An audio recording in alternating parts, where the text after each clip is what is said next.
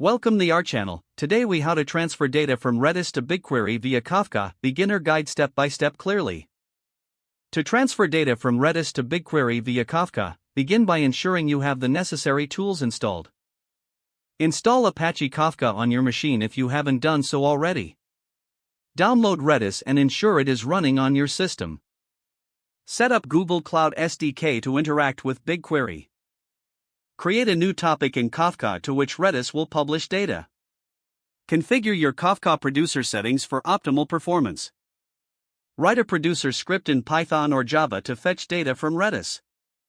Use the Redis client library to connect to your Redis instance. Read the required keys or data structures from Redis within your script. Produce messages to the Kafka topic with the data read from Redis. Now, set up a Kafka consumer that will read from the Kafka topic. Choose a language such as Python or Java for your consumer application.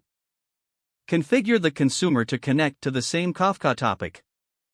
Transform the data as necessary to match BigQuery's schema requirements. Next, use the BigQuery client library in your consumer script. Authenticate your application using your Google Cloud credentials. Prepare your BigQuery dataset in table to receive data.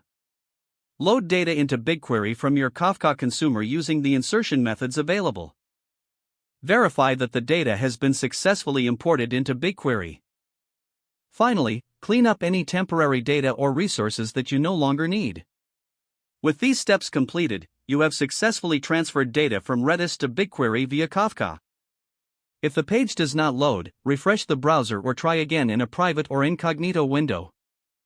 Make sure you are using the correct email address, then retype it carefully to avoid small typos.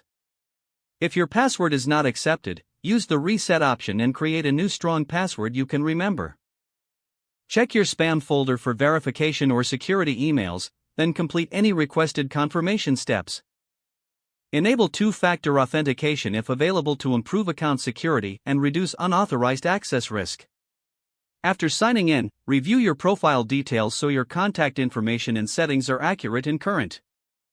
If you see an error message, note it down and try again after restarting your device and internet connection. Don't forget to like this video and subscribe to our channel for more step-by-step tech guides.